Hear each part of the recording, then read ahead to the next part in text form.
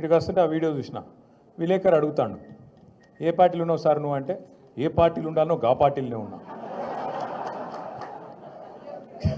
ఇప్పుడు మీకు పిల్లలు ఉంటారు అందరు ఇళ్ళలో, పిల్లగాడు బయటికి పోయింది అనుకో, బయటికి పోయినాక కొద్దిగా ఆలస్యమైంది అనుకో, 9:30 10 అవుతుంది, పిల్లగాడు ఇంటికి వస్తలేడు, ఫోన్ చేసినావు, ఏడున్నవరా అంటే నేను యాడు ఉండాలనో గాడినే ఉన్నాను అనుకో, వాడు ఏమంటావు, నువ్వు దవడమికెళ్ళడు దంపో, ఇంటికి రాగానే నువ్వు వేస్తావా లేదా, ఏమరా బాగా మాట్లాడుతున్నావు అని. ఈ అతి తెలివితేటలు ఇలా చూస్తున్నాం, కొత్త కొత్త విచిత్రమైన 20 నెలల్లో విచిత్రమైన అనుభవాలు. ఇప్పుడు రాష్ట్రంలో 10 ఏళ్ళ బుడ్డ పొలగాన్ని పట్టుకొని అడిగినా, తమ్మి కాలే ఆదాయ ఇవాళ ఏ పార్టీలో ఉన్నాడంటే ఏం చెప్తారు, కాంగ్రెస్ అని చెప్తారు. కానీ స్పీకర్కి అర్థమవుతలేదు, మీ వికారాబాద్ ఎమ్మెల్యే గారికి మాత్రం ఆయన ఏ పార్టీలో ఉన్నాడో శోధించి పరిశోధించి మళ్ళీ ఎంక్వైరీ పెట్టి చెప్తారట.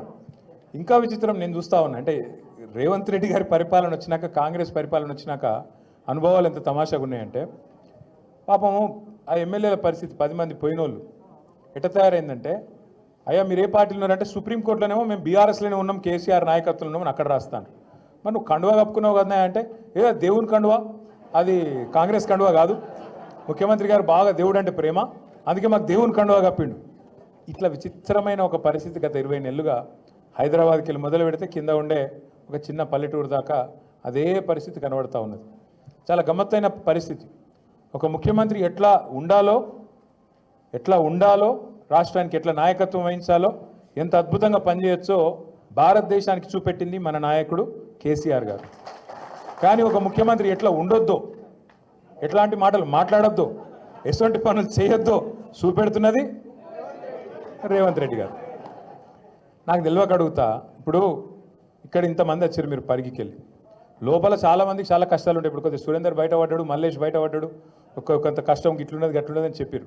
కానీ కడుపులో ఏమున్నా, ఆఖరికి జేబులో పైసలు లేకపోయినా, బాగా అప్పులున్నా, ఒక్కొక్కరి మీ నెత్తి మీద 50 లక్షల కోటి రూపాయలు అప్పున్నా, లోపల బనీని చినిగిపోయినా, బనీని పొక్కలు పడ్డా, బయటికి మాత్రం కడకంగి కద్దరంగి వేసుకొని షాన్ మే ఫరక్ నియానా అని చెప్పి బయట తిరుగుతాం, అంతేనా?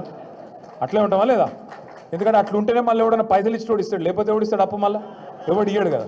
కానీ రేవంత్ రెడ్డి కథ ఎట్లుంది, నేను ఢిల్లీకి పోతే నాకు అపాయింట్మెంట్ ఇస్తలేరు, నేను దెబ్బన చెప్పులు ఎత్తుకపోతేనేమో అపాయింట్మెంట్ ఇస్తలేరు, ఎవడన్నా చెప్తాడు ఎట్లా ముఖ్యమంత్రి? ఈ విచిత్రం.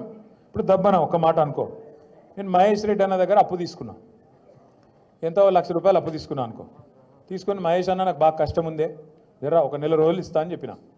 మరి నేను నెల రోజులు నాకు వెళ్ళలేదు, నేను ఇయ్యలే, 2 నెలలు అయింది ఇయ్యలే, 6 నెలలు అయింది ఇయ్యలే. మహేష్ అని నువ్వుకుంటాడా? ఏమాయబాయి నువ్వు చెప్తివి, మస్తుగా చెప్తివి,